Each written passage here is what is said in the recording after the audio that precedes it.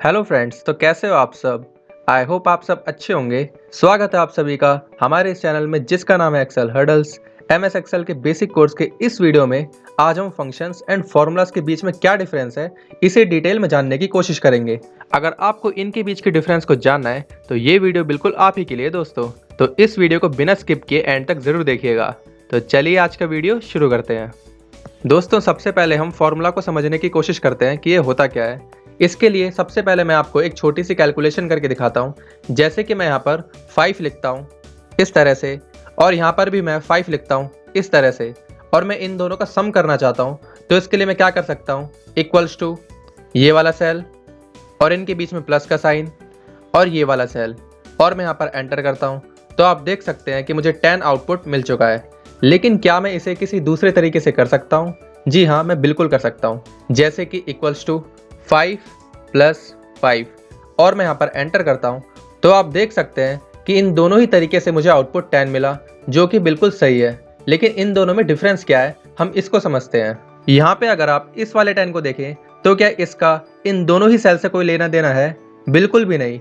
यहाँ पर ये जो 10 है ये स्टैटिक है।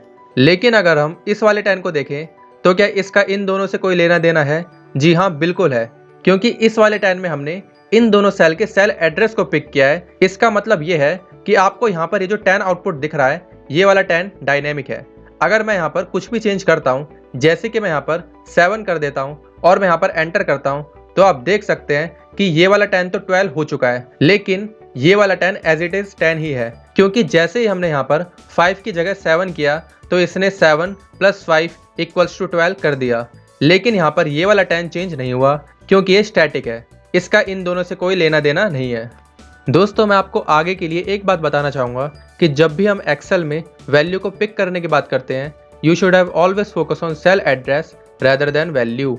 आपका फोकस हमेशा सेल के एड्रेस पे होना चाहिए रेदर देन उसके वैल्यू पे। दोस्तों, सिंपल सी बात यह है कि अगर आपको एक्सेल में कोई भी कैलकुलेशन करनी है तो आपको इस तरह से वैल्यूज को मैन्युअली टाइप ना करके उन सेल एड्रेस को पिक करना है जिसमें वो वैल्यूज लिखी हुई हैं। जैसे कि मैंने यहाँ पर इन दोनों सेल के सेल एड्रेस को पिक किया हुआ है। इसका सबसे बड़ा फायदा ये होता है कि अगर आप इन सेल एड्रेस पे कुछ भी चेंज करते हैं तो वो ऑटोमेटिकली आपकी कैलकुलेशन का हिस्सा होगा। दोस्तों, अगर मैं फॉर्मूला की बात करूँ, if formula is an expression which calculates the value of a cell, जो भी सेल की वैल्यू को कैलकुलेट करेगा वो कहलाएगा फॉर्मूला। तो यहाँ पर मैं इसको फॉर्मूला कह सकता हूँ, या फिर हम कॉम्बिनेशन ऑफ फंक्शंस को भी फॉर्मूला कह सकते हैं। जैसा कि आप यहाँ पे देख सकते हैं कि इतने सारे फंक्शंस को यहाँ पे कंबाइंड किया हुआ है। इसको हम आगे चल के एक्सप्लोर करेंगे। तो फॉर्मूला को आप दो तरीके से एक्सप्लेन कर सकते हैं। कोई पूछे तो आप बताएं, if formula is an expression which calculates the value of a cell, या फिर आप कह सकते हैं it is a combination of functions. Functions के कॉम्बिनेशन को भी हम फॉर्मूला ही कहते हैं। मैं उम्मीद करता हूँ आपको ये समझ आया होगा। अभी तक हमने सिर्फ फॉर्मूला की बात की है, लेकिन अगर फॉर्मूला ऑलरेडी था तब हमें फंक्शन की ज़रूरत क्या थी?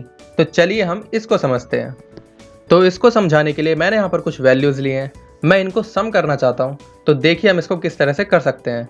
यहाँ पर मैं लिखता हूँ इक्वल्स टू, और यहाँ पे मैं इस सेल को सिलेक्ट करता हूँ इस तरह से, फिर मैं प्लस का साइन लगाता हूँ, फिर मैं इस सेल को सिलेक्ट करता हूँ, फिर प्लस, फिर इस सेल को। ऐसे आप कब तक करते रहोगे? ये तो बहुत ही बोरिंग अप्रोच है। अगर यहाँ पर सिर्फ 3-4 कॉलम होते तो ये अप्रोच सही था, लेकिन अगर यहाँ पर 4 की जगह 40 कॉलम्स होते तब आप कैसे करते? तो आप तो पूरा दिन बस इनको सिलेक्ट ही करते रह जाते। दोस्तों, आपको क्या लगता है कि यहाँ पर इस तरह का फॉर्मूला लगाकर एक एक करके इन सभी सेल को सिलेक्ट करना ये अच्छा अप्रोच है, या फिर हमें कोई ऐसा बना बनाए इनबिल्ट फॉर्मूला मिल जाए जिससे हम एक बार में इस पूरी रेंज को सिलेक्ट करें और हमें यहाँ पर ऑटोमेटिक सम होके मिल जाए? दोस्तों, अब टाइम आ गया फंक्शन को इंट्रोड्यूस करने का।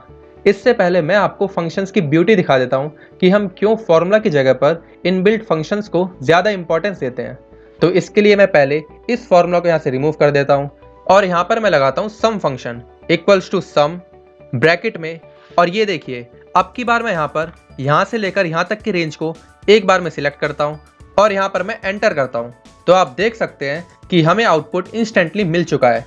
हमें इसमें ज़्यादा मेहनत नहीं करनी पड़ी। इसी सम को यूज़ करने की एक शॉर्टकट की भी होती है जो है alt plus equals to.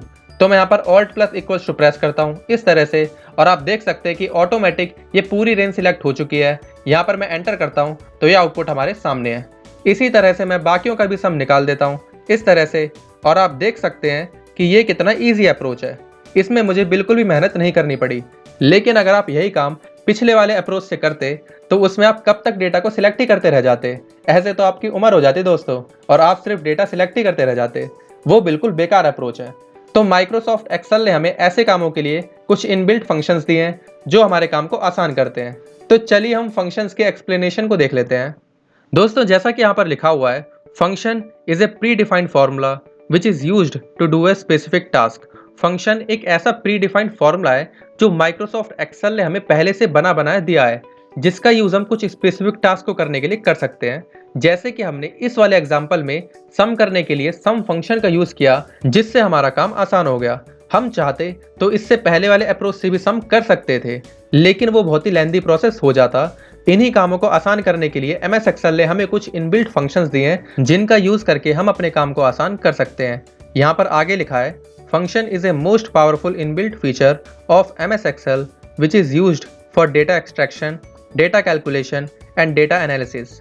Functions का यूज हम डेटा एक्सट्रैक्शन में, डेटा कैलकुलेशन में, डेटा मैनिपुलेशन में एंड मोस्ट इंपॉर्टेंट रिपोर्टिंग में भी डेटा एनालिसिस में हम फंक्शंस का यूज करते हैं। आई होप आपको फंक्शन एंड फॉर्मूला में ये डिफरेंस समझ आया होगा।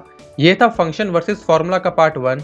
इसके नेक्स्ट पार्ट में हम इनके बीच के डिफरेंस को और भी डिटेल में एक्सप्लोर करेंगे।